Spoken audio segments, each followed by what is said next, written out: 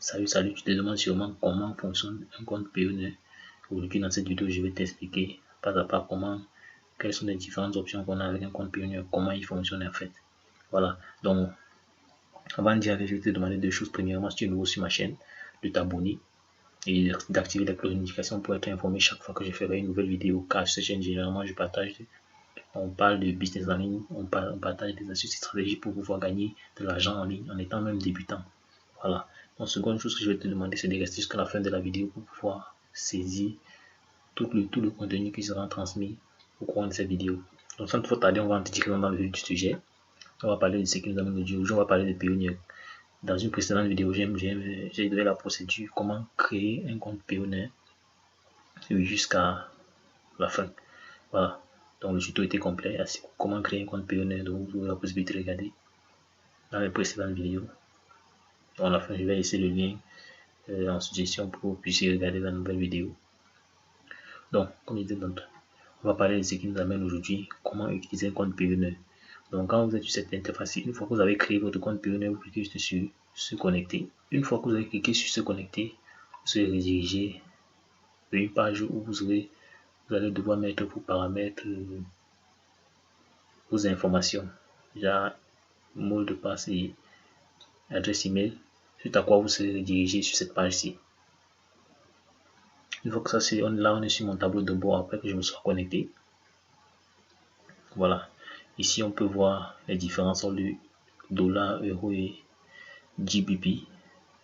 Donc ici, c'est un compte que j'ai récemment créé. Voilà. Donc on va directement dans le sujet. Je vais commencer par les différents modes de dialogue qu'on a ici en haut. Ici, quand nous pointons sur activité, on a les transactions. Étant donné que c'est un nouveau compte, vous allez constater qu'il n'y a pas de transaction.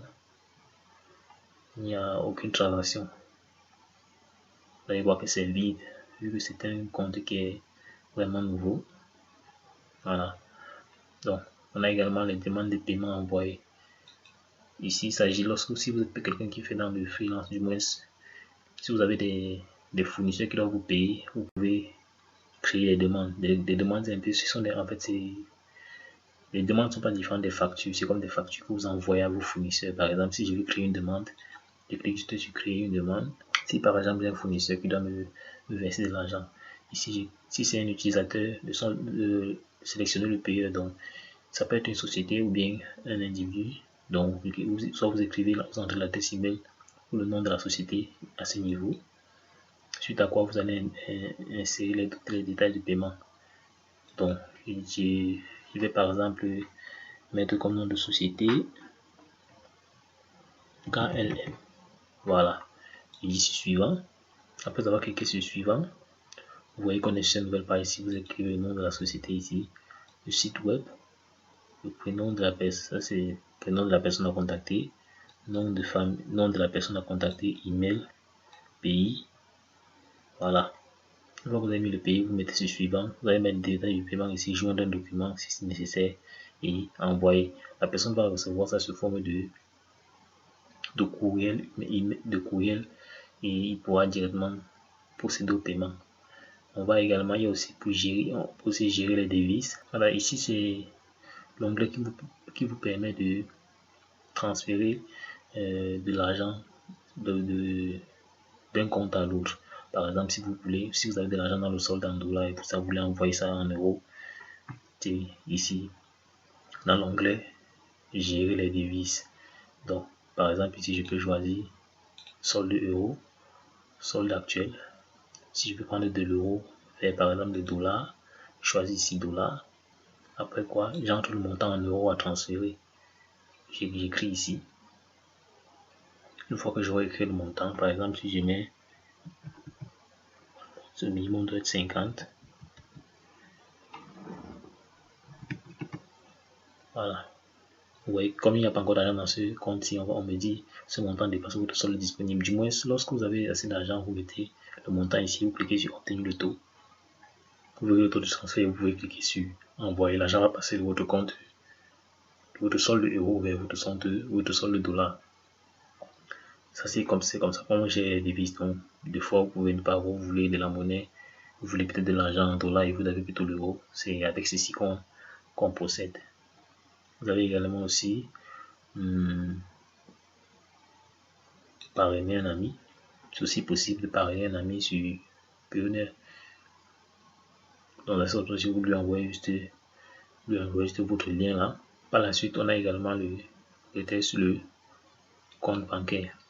J'ai précisé que je vais juste parler des points phares pour permettre à un débutant de gérer son compte de façon un peu plus simple. Donc, par exemple, si vous êtes ici, vous voulez retirer peut-être du dollar, cliquez juste là-dessus. Bon, le compte que j'ai rempli lors de la création de ce compte Payoneer, c'était un compte EcoBank. J'ai mis ça, vous mettez le montant en dollars ici, le descriptif et vous cliquez sur voir et ça va. Vous allez retirer de l'argent de votre compte, votre solde en dollars vers votre compte bancaire. Pareil, si vous voulez faire, vous pouvez modifier ici la devise. Modifier. Venez choisir plutôt l'euro. Et suivant. Ça remet le même formulaire. Vous remplissez juste et vous cliquez sur revoir. On a également le retrait. Ici, dans les paramètres. Ça c'est pour ici, sur cet onglet-ci, on commande carte Payoneer. C'est pour commander votre carte Payoneer. Donc la carte Payoneer est un excellent moyen d'accéder à vos revenus et de les dépenser. Donc avec cette carte Payoneer là, vous pouvez, c'est une Mastercard Payoneer que vous pouvez utiliser dans tous les distributeurs automatiques, peu importe la situation, votre situation géographique. Tant que vous allez voir à l'entrée du distributeur, le logo de Mastercard, sachez que vous pouvez utiliser la carte. Donc, vous voyez, on dit qu'il faut avoir $30 ou équivalent pour pouvoir commander la carte. Ces $30, ce n'est pas le coût de la carte. C'est juste un seuil que vous devez atteindre pour qu'on puisse vous donner de la carte, parce que la carte est gratuite et Payoneer vous l'expédie sans que vous n'ayez rien à payer. Voilà, donc la carte est gratuite. Donc pour avoir d'informations, vous pouvez cliquer sur en savoir plus. Vous allez être dirigé vers le support. Voilà. Ici, on a également les comptes bancaires. Voilà, dans les comptes bancaires, ici, c'est compte bancaire pour le retrait, compte bancaire pour les bénéficiaires. Par exemple, si je clique sur compte bancaire pour le retrait, ce sont les comptes bancaires, vos comptes bancaires personnels où vous pouvez renvoyer vos gains. Donc, par exemple, ça c'est le compte que j'ai enregistré ici pour faire le retrait des gains. Vous pouvez ajouter environ 2 à 3 comptes.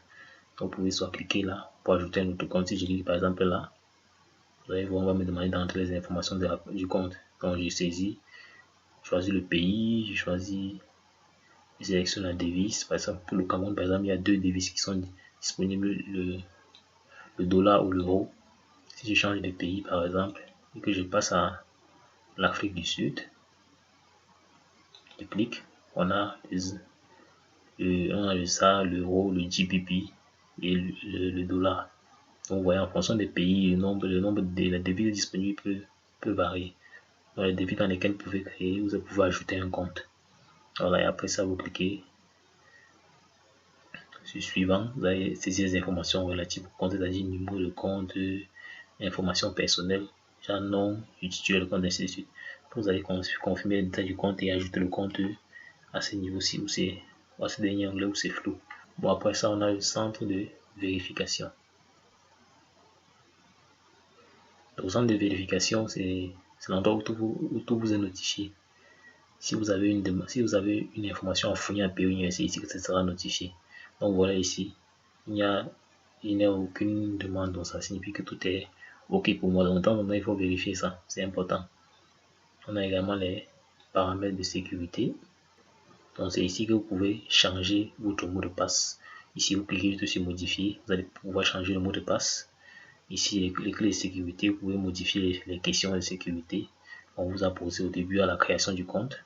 Et là, vous pouvez, vérification de étapes, vous pouvez activer ou désactiver.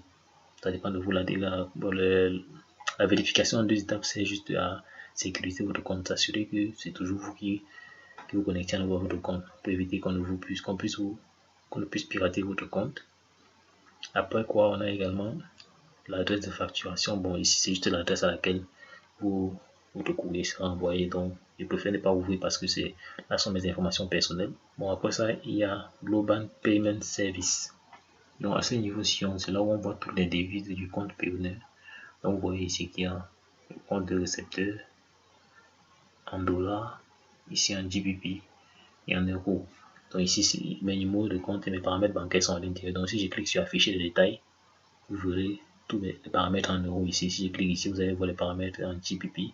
Si je clique ici, vous allez voir les paramètres en dollars, mais je ne vais pas le faire parce que ce sont des informations personnelles. Donc en dehors de cette monnaie, si je peux, de cette devise, si je peux encore ajouter ici, on a le dollar australien, on a le dollar canadien, le yuan japonais. Donc vous pouvez cliquer là-dessus et ajouter une nouvelle devise. Ça dépend de vous, mais pour l'instant, j'ai activé que 3 devises et je crois que c'est suffisant pour le moment. Voilà, donc ça c'est les interfaces basiques que le compte Payoneer propose, et pour toute nouvelle personne, c'est ce qu'il faut savoir. Le reste, vous allez pouvoir apprendre avec le temps. C'est vrai, il y a des endroits où je ne suis pas parti, je suis perdu parler parce qu'il y a des informations personnelles. Je préfère ne pas divulguer ces informations-là. Donc, je te remercie d'être resté jusqu'à la fin. Donc, si tu as aimé la vidéo, lâche-moi un pouce bleu et abonne-toi à la chaîne et active les cloches de notification histoire d'être averti chaque fois que je ferai de nouvelles vidéos. Ciao, ciao.